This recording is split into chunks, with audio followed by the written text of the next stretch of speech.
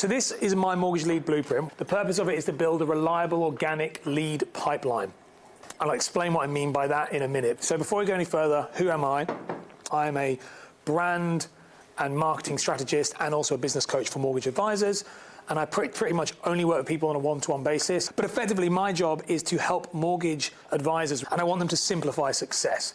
So that is included in things like generating leads, generating more income through insurance sales, and really trying to build work-life balance and building a process around it that means that you can do it on autopilot. You can do this as a one-man band, which many of my clients are, but you can also apply this into large firms, and I have a couple of seven-figure firms who apply the same principles here. So some of you in here have got staff, some of you don't. All the stuff kind of applies. Whose business looks like this? So whose leads look like this? Where effectively you grow in leads, and then it's kind of this peak and trough where it goes up and down and up and down, and sometimes you feel like you're really busy, and other months you feel like it's really quiet. Who has that kind of experience? Yeah? What about, or say the worst one you can have is even this one. To me, do you have this one where it goes up and down, but you're actually on a downward trajectory? Hopefully no one in this room. But yeah, that can happen. That does happen more than you think. So what you see with this, when you see something like this with your leads, what this is showing me is that you don't have a consistent, reliable lead source. What you really want it to look like, we need to fix it, we need it to look like this. So in an ideal world, you're always going to have ups and downs, but everything should be going in the right way and it should be smooth sailing. It's not as hard as people think, and we're going to talk about it all the way through this. Before we go any further into this, we need to understand two things before we dive into this system. We need to understand that there is what we call the prospect stages, and there's the three buckets. These are the two systems that I'm obsessed with. We need to understand these in detail so that we are all singing off the same hymn sheet. Let's talk about prospect stages first. Prospects in mortgage services are broken into two parts: a passive prospect and an active prospect. A passive prospect is somebody who is not yet ready to buy. So we just need to understand that first. An active prospect is somebody who is ready to buy. A passive prospect is going to be the lion's share of your business. Anybody who is on a remortgage and they are on a two-year deal, they can't do anything for 18 months. Anyone who's on a 5-year deal, they can't do anything for 4.5 years. And if someone's a first-time buyer and they haven't got a deposit, they can't do anything until they have a deposit, but it doesn't mean they're not a lead. But the issue that I find all the time with people when they want to generate leads, our industry doesn't really apply in marketing to most of the general kind of market out there. When you actually watch marketing advice, its general advice doesn't fit to our market because no amount of pressure and sales and closing is going to make someone go pay my ERC and come and work for you because you did a great video on TikTok. Like, it's just not going to happen. And so we need to be aware that just because you're getting no views or no comments or no likes or no shares, it doesn't matter. They might still be in a passive state, but it doesn't mean that they're never going to become active. And so our content, our strategies that we use need to be engaging with passive people so they eventually become active. And it builds on what we spoke before, but it's really, really important to get that. That's why people aren't going to comment normally if they are in a passive state, because why would they? No one is going to care. There's a reason why when I first started working with people, they were like, how long does it take? And I'd say 18 months. So go back to what you were saying, Hannah, about consistency. If you are consistent with a one brand, one message and can keep pushing, it takes about 18 months for those 2-year fixed deals to start to want to work with you. And that's where you'll start seeing results, is that you're getting those people through it. What we have found, having done this for 5 years, it's game changing, because at this point we've had people completely going through this cycle multiple times. It's very doable, but you have to understand that it's passive and active. So the active is people who are ready to buy. So those are the two things we need to talk about when we talk about our leads. Make sure that we understand the two of them. The biggest point of the whole session today is about the 3 lead buckets. So there are 3 types of leads that you can get. You have referral, you have brand, and you have demand. Now, referral, and I have very clear the definitions of what these are. The referral is direct lineage, meaning they're like a family tree. Most people think a referral is somebody that, let's say, a guy down the pub has seen my social media, knows me, and says to some other person, you should use Ash for his mortgage. If I've never done a mortgage for anybody involved in that, that is not a referral lead. A referral is only if somebody has actually paid you money or you've made money from that client, and then that person has then referred that person on, and it's like a daisy chain. They link and they keep going and going and going, and they compound. because it's this word of mouth that your service is very good. It's a very different thing. Referral is the best leads you can possibly get, but you can't speed referral up. And we're going to break all three of these down and give you strategies to all three of them. You can't speed referral up. The 18-month thing and the 5-year thing, it's the same thing. It takes time for this stuff to compound. So referral is direct lineage from somebody who already knows you. Brand is somebody that doesn't know you when they first come across you, and they potentially don't need you as well. So these will nearly always be passive prospects. A brand is going to be people who find you on social media, or they'll find you somewhere out in the wild, but you've not actually interacted with them. And then over time, over a year, 2 years, 5 years, however long it takes, they start to watch you, like you, trust you. And these are the people who will then jump on a call with you and go, and they'll feel like they know you. Some of you in this room will have that type of relationship with me, where you would have watched my stuff, know my stuff. These are really, really good. They're a little bit, I remember saying before, they're a little bit creepy, because the other ones are people, it's what is known as a parasocial relationship. They know you a lot more than you know them. It's a bit weird at times, but these leads are great. Not as good as referral, because referral obviously is direct lineage, but they're the second best one. So they don't know you, don't need you when they first come in. Now, the third one you have is demand. Now, demand is where most people get brand and referral confused. Demand is if you need it, somebody needs a mortgage, somebody needs wealth advice, whatever it may be. We use mortgage for the example for this. You just happen to be the person they found at that time. And it's really just in time type. Like when someone does on a Facebook group, who can recommend yes. an advisor, and then loads of people put your name in. Exactly. Anybody who refers you who is not a client in the referral bucket is a demand lead. So if anyone who is in the, or like they're at the pub and they go, like I would have people say at the pub or a coffee shop and they go, oh, I know, I've got a friend of mine who does mortgages. They've never done mortgages with you, but they've bumped into somebody who needs a mortgage. That is a demand lead. And the issue with demand, they're all great, they're all needed, because if we have all three of them, we'll create a steady lead flow. I would say that majority of people that I speak to believe they've got referral business, believe they've got brand business, but actually a biggest sign that you don't have those two is that you have quiet months. If you've got quiet, like really quiet months where like, I have no idea where the next lead is coming from, or I'm really lost with business, you are solely dependent on demand. And we saw it, you know, when the rates were really like we've all lived through it the last couple of years, where all of a sudden we all thought we were hot advisors because the market was roaring. And then all of a sudden it fell off a cliff and everybody was bitching and moaning and whining and, oh, my business is like it's... And it's like, yeah, because you haven't got a solid like system in place. So demand is any of those. Social media that is unclear. If you've got different messages on your socials, but you're picking up leads from your socials, you're only picking up demand business. You're not picking up brand business. So because it's just a video might have caught their attention and gone, this is TikTok problem.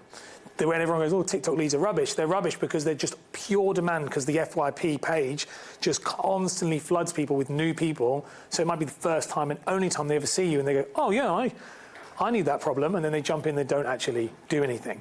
So a demand lead is there, but the majority of people have demand leads.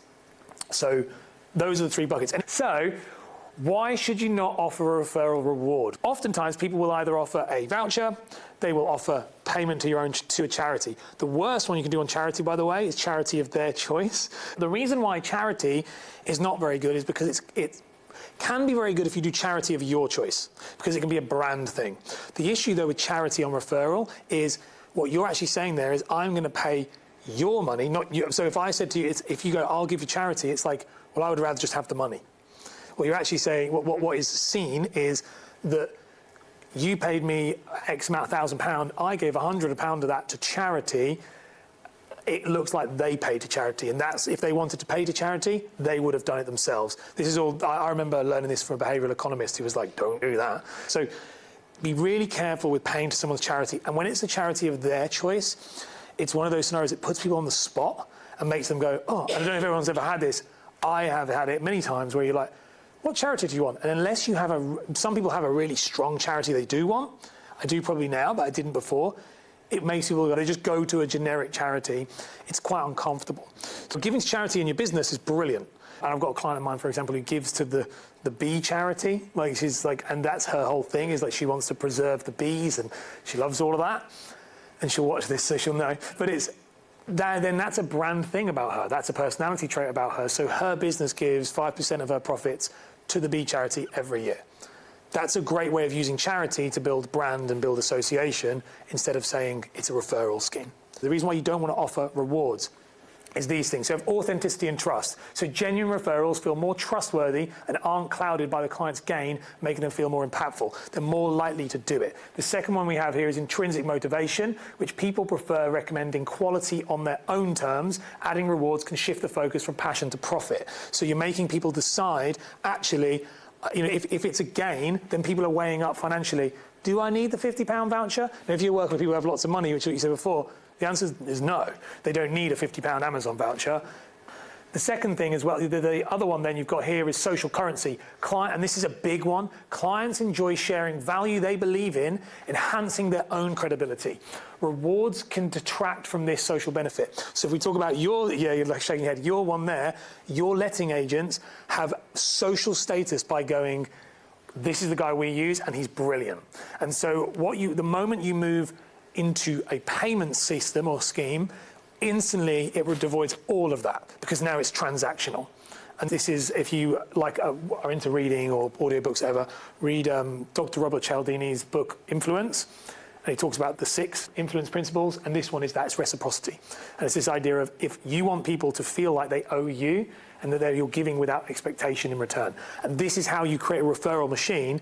Whenever you do something, always leave it open-ended with the social currency still being left. So you're like, if they say, thank you so much for doing a great job for me, which all of you guys will have, you say, it was my pleasure.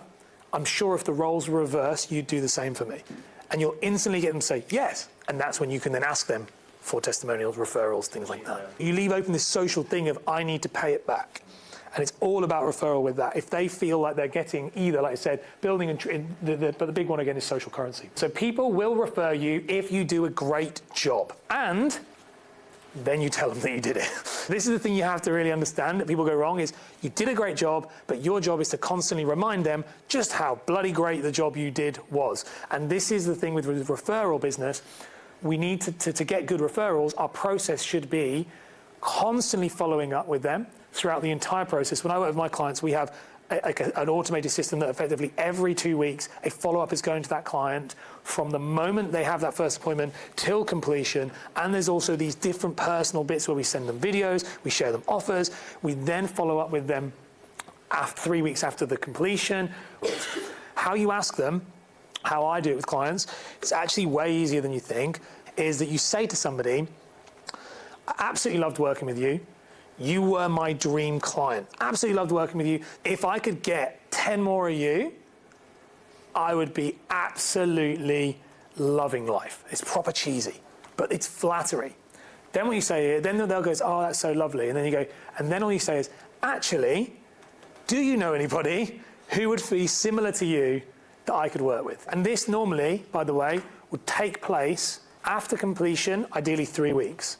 At 3 weeks, 21 days if you can get really, really good, is like this, like specifically to the day, you either voice note them or you call them, predominantly voice note because it saves you a ton of time. You don't want to have a conversation with them. You just voice note them on a WhatsApp and you just say, hey, I can't believe it's been 3 weeks. It just popped up in my diary. It's like, it's on a reminder system. I know exactly what I'm saying, but you are coming in and you're asking them and then you're saying, would you know anybody? But you don't want to ask for a referral while you're in the process. You need to have completed the process so the transaction's finished so that then you're ended. You asked for testimonial earlier, but you asked for referral after it's all been completed. Has any of you ever heard of the peak end effect? Peak and end, yeah.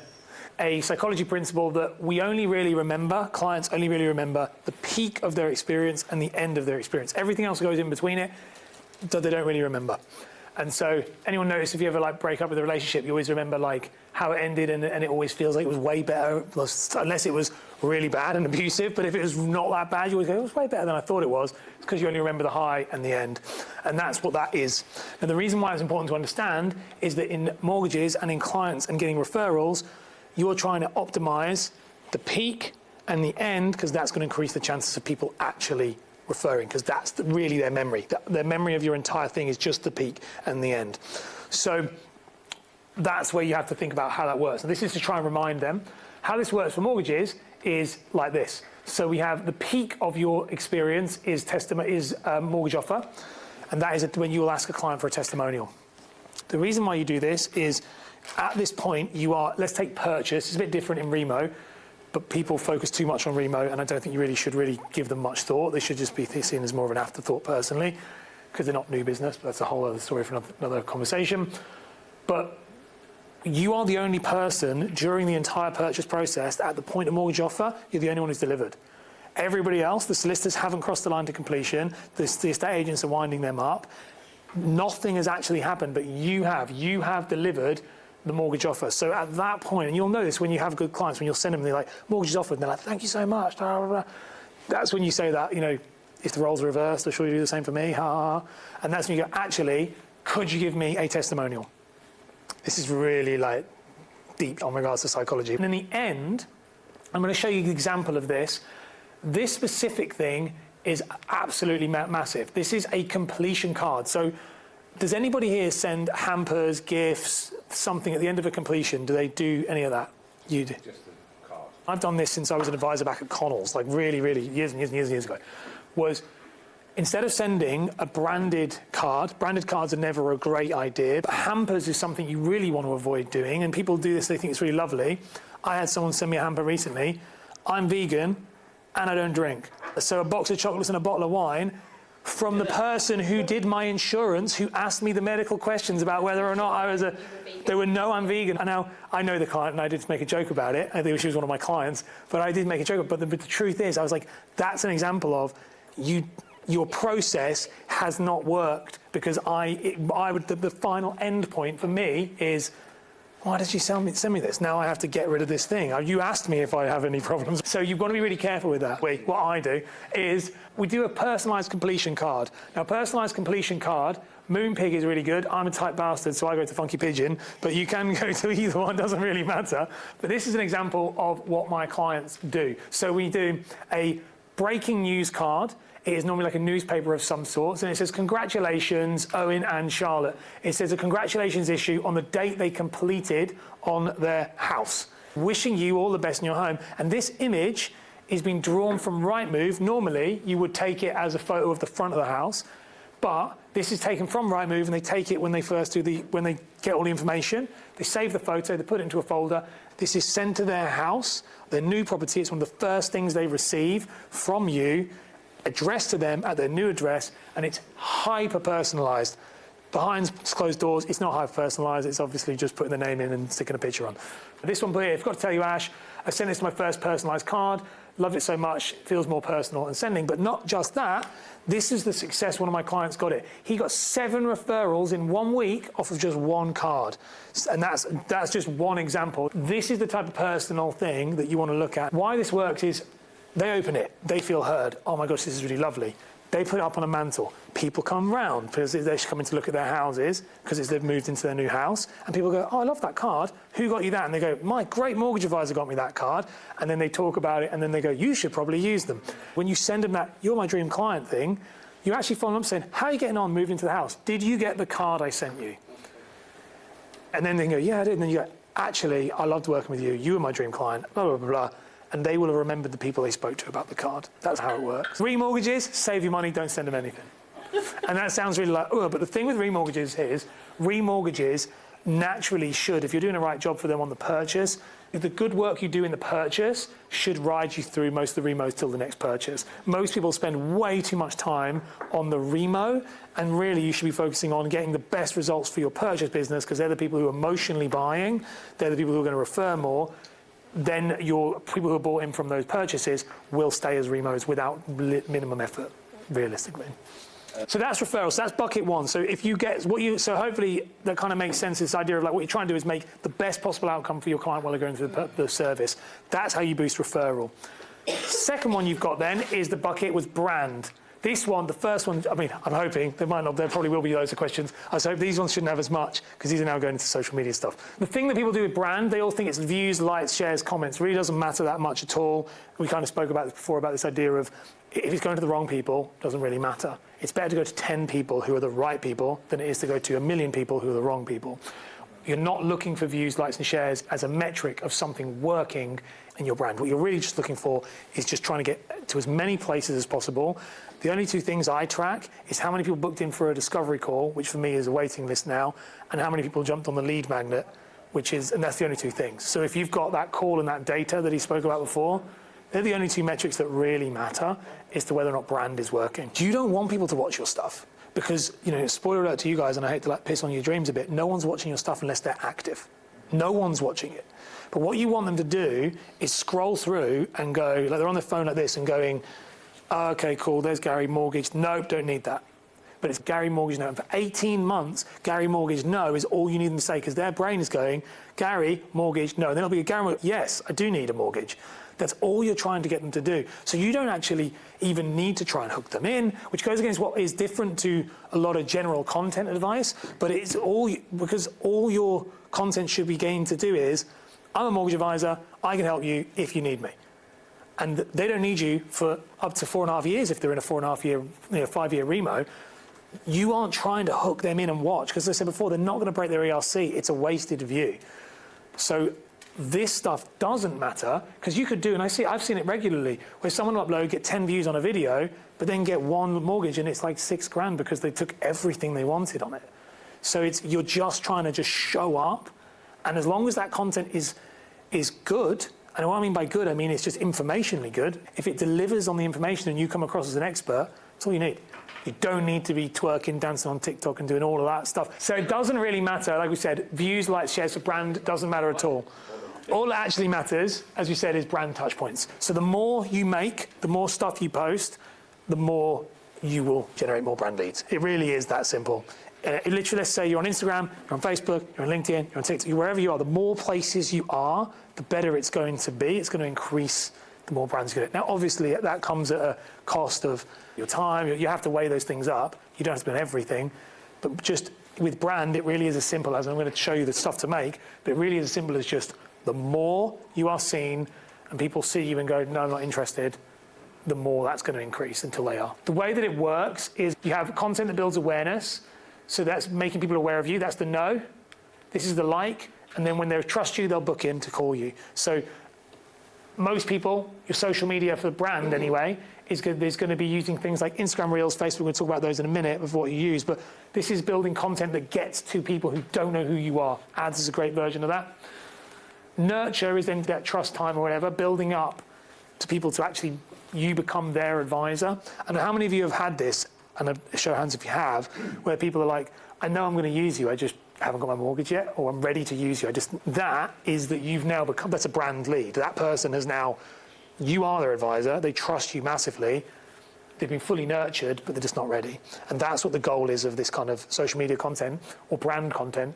And that will level out that curve if you're getting leads like that, because you will have more and more people who are coming to you preempted before. And then lead is just when they book in. So this is how you can do them. In my opinion, these are the top 4. So I've picked the top, there's loads of different ones, but these are the top 4 for mortgage specifically to generate leads and generate brand leads. Short form video, so Reels, Instagram Reels, TikTok. Short form vertical video is the best. It's 1 minute or less. The platforms are allowing you to do longer. I would avoid going longer. The longer you go, the harder it is for them to reach more people.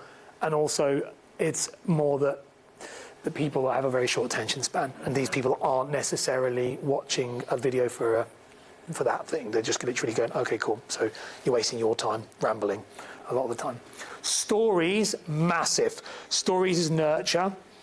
You should be posting anywhere from 5 to 10 stories a day, and your stories should have examples of personal stuff as well as business stuff, and you should be linking out as much as you can. Lead magnets to email, that's that data thing. If you haven't got one of those in place, you absolutely need one. So that's the thing we talk about tracking. So this is having something that someone downloads and then sends them to an email nurturing sequence. Email sequence, when I work with people, an email sequence should be at least 2 years long. Email, that's going to be really important because that's going to take the people who aren't yet ready, and they're going to be your hot prospects. People who opt to download some sort of lead magnet from you are going to be significantly better people than people who have waited and then got in touch with you. Podcasts is ridiculously good. One of my clients just landed a really great introducer, an estate agency introducer doing this. But podcasting is brilliant. and massively slept on, but not in the way you'd think. So it is about what you want to do with podcasting is you want to do a local podcast. You interview local business owners. It's got nothing to do with mortgages. You're just asking them all about how they run their business, what they're doing, and you just get to know them. It is an incredible networking tool because what it does, when you interview business owners in a local area, you start to be seen as a key person of influence in that local area. Plus, everybody loves to talk about themselves. So you give them an hour to talk about yourself, you instantly get past the gatekeepers. They'll then like you, so you can do the whole like, oh, well, if you need anything from me, you can do that. And then they'll come and check out your social media. If they check out your social media, if the top 2 are right, it will convert. So if you've got good videos talking about what you do and you've got good stories showing what you do, this person will start to see you. The reason why business owners are great, obviously some of you have got business like self-employed niches, but even if you don't, business owners understand the value of a client and they understand the value of referring or giving leads, and they see a lot of people because the nature of their job is to usually sell to lots of people. So by doing this, you become a key person in the area and you do pick up a ton of demand business off the back of that. But it's a great way to build your brand with the local business owners who then will refer you demand business. Offline methods, straightforward, sponsor local sports teams, print media, leaflets still work, they really do. It's one thing that works recently, which I think is great. You know, the petrol pumps, you can get them, they're like dirt cheap. You can get your logos on the petrol stuff. Anything where someone goes, oh, that's interesting. Networking events, again, you can do that if you want to. Not a massive fan of them personally, I think they're a bit of a waste of time. Local business events, do the podcast, and if you do want them, join one, get everyone's name and number, get them on your podcast and then leave. That's kind of what I would do personally. But those are the offline methods. The only ways to increase these, because these are all brand touch points, the only way to increase them really is volume and frequency. So volume is by increasing the amount of platforms you're on, be that online or offline. Frequency is about how much you do on them. So if you're going to post on Instagram once a day or once a week, then you can increase the frequency of that by 2, 3, 4 times, whatever. Same with if you're going to sponsor, you know, the petrol stations offline, you could also do the roundabouts. You can increase the frequency of that offline, say print or local advertising. So these are the only 2 ways that you can actually increase your brand touch points. So demand is just in time. That's literally what I said before. That's all it is. So you're picking people up when they come into place. Now you can improve your demand business, demand lead flow. We're going to just really talk about it as from a content perspective. There are 2 types of content that are going to help with demand. There is search and there is browse. Who's heard of both of these pieces of content, these types of things? Yeah, cool. All right, so search content. Search content is crafted to rank well in search engines using keywords and topics that align with what users are actively searching for. So social media platforms in general, many of them, we were talking about this before, is LinkedIn and TikTok, both the search engines. So any of your content, this would be stuff like how to get a mortgage as a first-time buyer, best mortgage options for first-time buyers, top tips for first-time buyers to secure a low mortgage rate. So these are all search things. Now this is again where we go to content for demand. People get these things confused, is that it depends on how you're using them. So if you were doing something on YouTube or something like that, you would create content. If you wanted to do search, this is what you need. It's how to, so it's what people are looking for. If you don't do that, it won't get in front of the right people for search. It won't. That's what search is. Browse content, on the other hand, is designed to capture attention while users are casually scrolling or exploring. It's often on social media or content platforms, and it's crafted to be eye-catching, engaging, easily consumable, encouraging interaction, even when users aren't looking for it. Effectively, For You page. Someone's scrolling through, and they're seeing it, but they weren't looking for it. And so this is the thing that people... Yeah, good. This is examples of browse. 5 mistakes every first-time buyer makes and how to avoid them. People aren't searching mistakes first-time buyer makes. They're searching how to get a mortgage as a first-time buyer. But this thing appears on your feed and you are a first-time buyer, it's going to drag you in to go, oh, okay, I need to know more about it. Ready to buy your first home, here's what you need to know about mortgages. Or think you can't afford a home, 3 surprising tips to boost your buying power. Browse is very, very successful on YouTube. The way to describe Browse, really, if you look at YouTube as a platform, because it's one of the best ones for it, Browse is anything on the homepage when you log in, and it is anything on the side. You know, when you're watching a YouTube video and they've got all the videos down the side, that's all Browse is. And so that is all about attention. It's about great thumbnails, grabbing attention, 10 things you wouldn't believe, that type of stuff. Search is when you actually look for it. And knowing how these, if you know who you're targeting and why you're targeting them, you will get people in the browse and the demand. And if you have a really good search strategy first and a demand strategy, if someone searches for you and then the algorithm picks up that they like you and maybe don't use you then, the demand stuff will start to pump to them as well. So understanding these two buckets, these two things are really important. Search and browse, people get them very wrong and they end up making blogs. Never make a blog that is a browse thing because it's never, there's no way of it being served to you. If you have all three of these in place, referral, brand, demand, as I said, it's going to equal that. If you have all those things in place, then you will start to level out your lead flow. And it really is kind of a science like that. It will work over time. We'll just start to see less peaks and troughs. You're still going to have things go up and down, but nowhere near as much. I want you to write down really one thing for each one of those you want to do for the next kind of 90 days.